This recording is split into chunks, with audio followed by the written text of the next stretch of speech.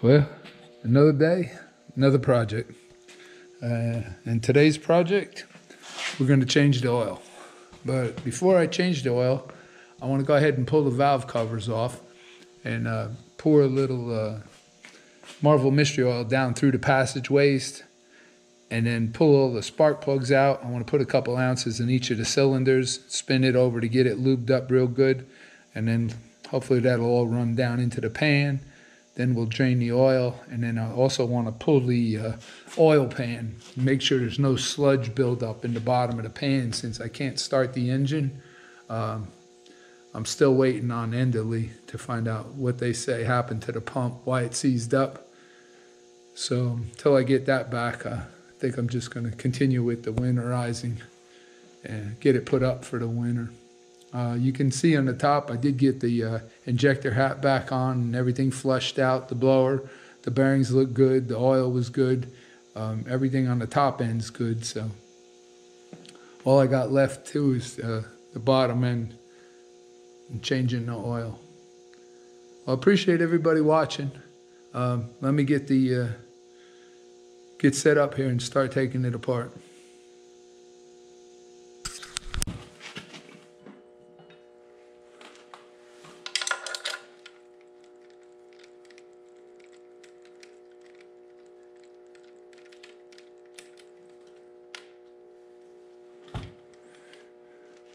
Like I had said earlier, the valve covers are studded, and it's also got these 12-point, I don't know if you can see that, hex nut with a flange on them. Make it real easy taking the valve covers on and off.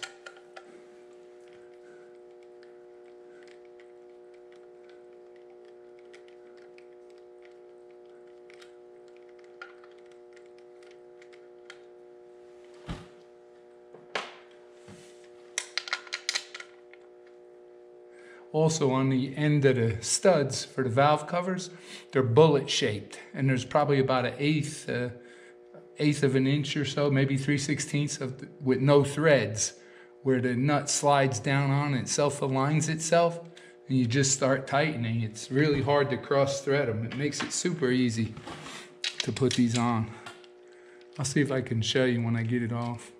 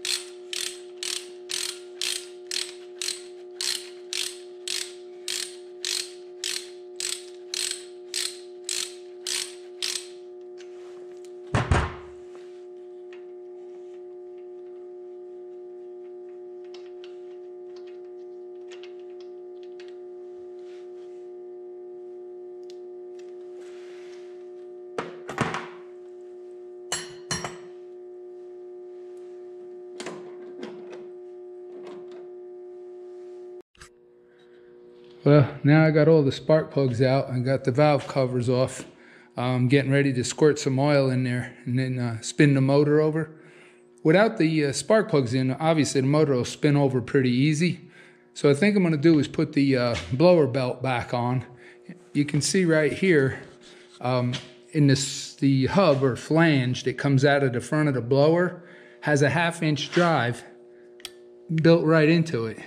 So you can just plug that in right there and I could turn the motor over. Well, you know, with the belt, it'll turn the motor over real easy instead of me having to get down there on the crank bolt. So let me put the blower belt on first and I'll get the camera set up and we'll go ahead and we'll start squirting some oil. Okay. I'm just going to squirt a little bit each of the cylinders.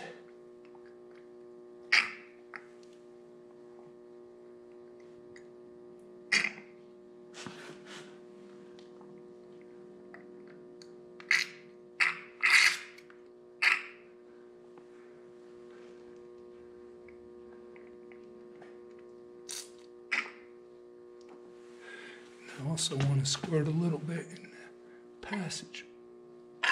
passageways.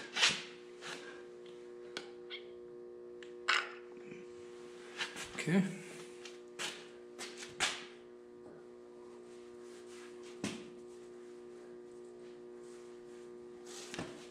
And,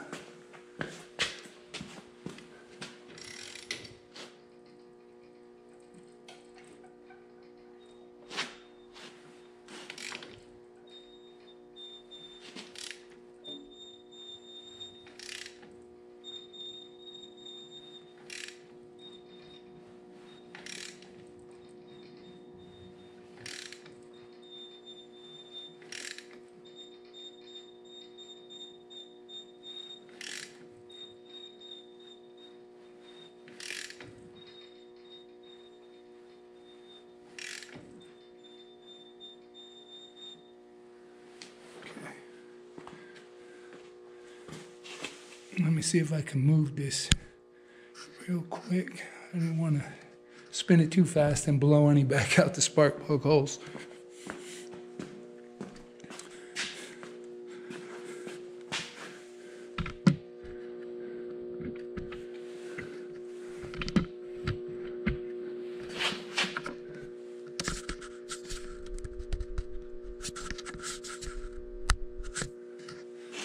There.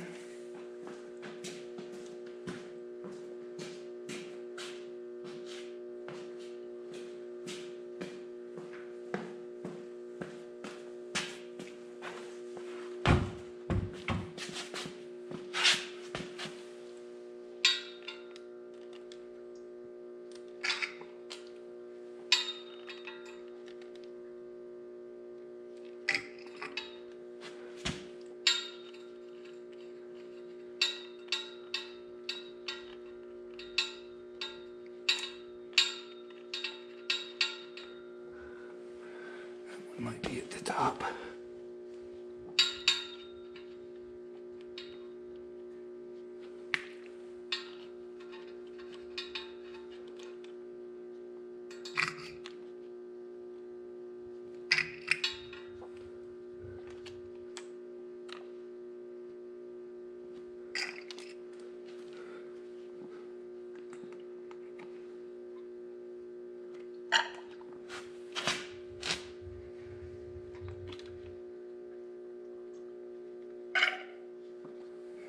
That was almost a whole bottle between both sides, so I want to spin it over a couple more times. Let's see if I can open this.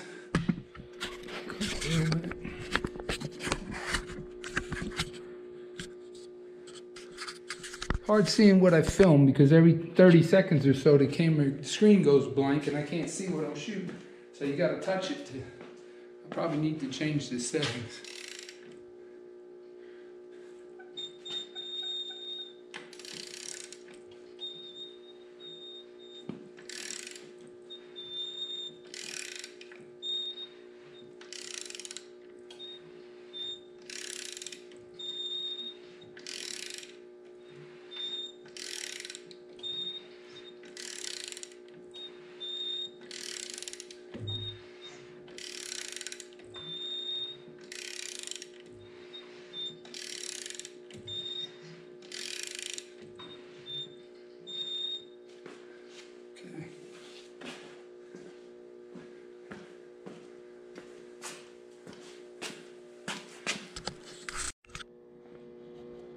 Well, I got some oil in the return passageways of the head. I got all the cylinders oiled. I cranked it over just a couple times by hand, a little bit slow, trying to, work the oil around the rings and the cylinders. I think I'm going to do is stop here for tonight, let the oil run out past the rings, whatever runs out into the oil pan. I don't want to start or crank it with the starter yet because it's still got dirty oil in the pan. So tomorrow I'll let the Marvel Mystery Oil I put in today run down, and then tomorrow we'll drain the pan. I'll pull the pan, clean it out, see if everything looks good under there, and then put the pan back on and put some fresh oil in it, and I'll close everything back up. Well, made it back up to the shop this morning, and as you can see, I already jacked up the front end. It'll help slope it a little bit, get the oil out. The pan's got a little slope in it, but this will give it a lot of slope, help it drain. I know it's going to be cold. I think it's like 42 degrees out this morning. So let me see if I can get the camera set up. We'll pull the drain plug, and we'll see how it goes from there.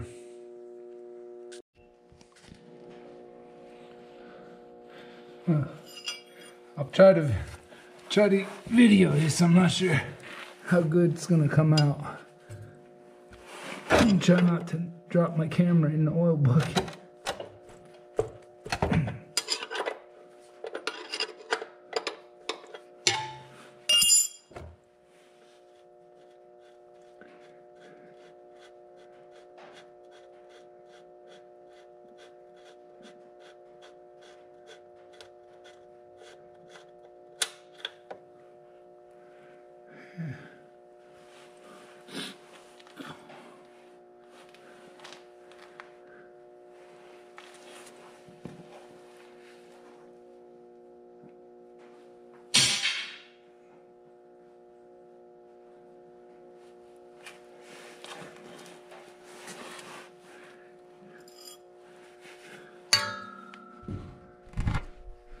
I don't know if you can see in the oil pan or not, but when they talk about probably not, oil being milky, you can see that milky streak in it.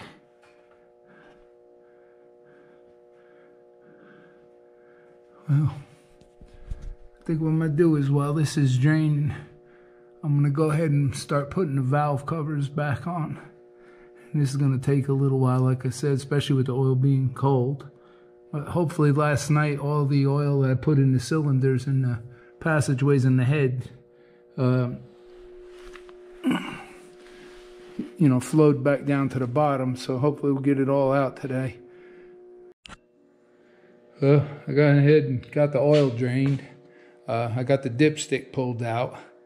Got the oil filtered off. And also you can see I put the car up on jack stand so I can get underneath it to start working on the oil pan.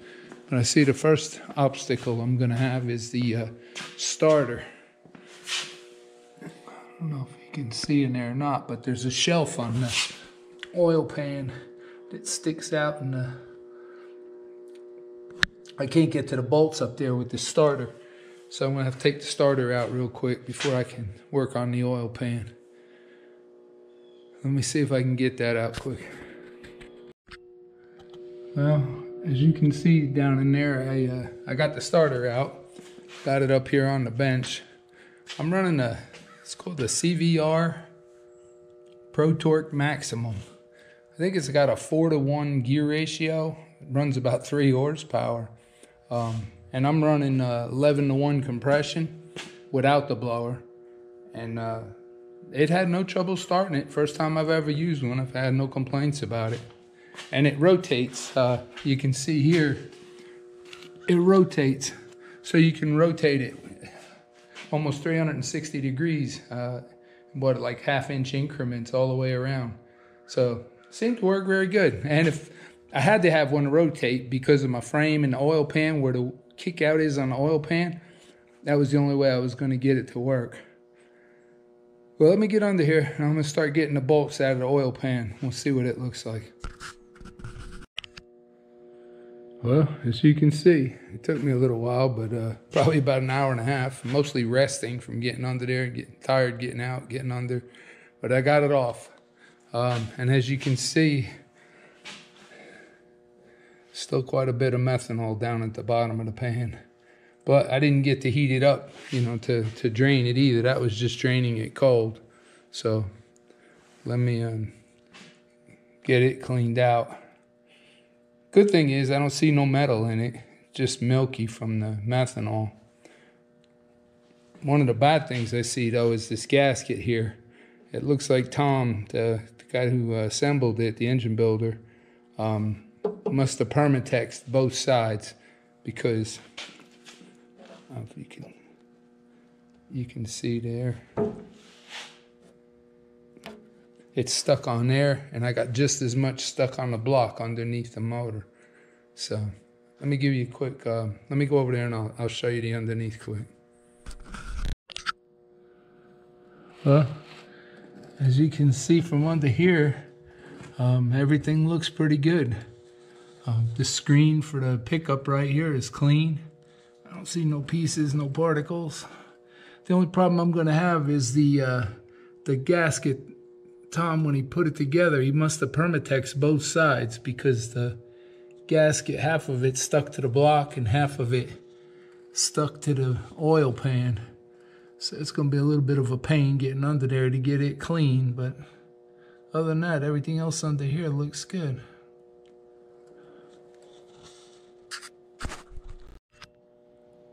Well, I appreciate everybody watching. Don't forget, like, subscribe. And I'll get busy cleaning, and maybe next week we'll get it put back together.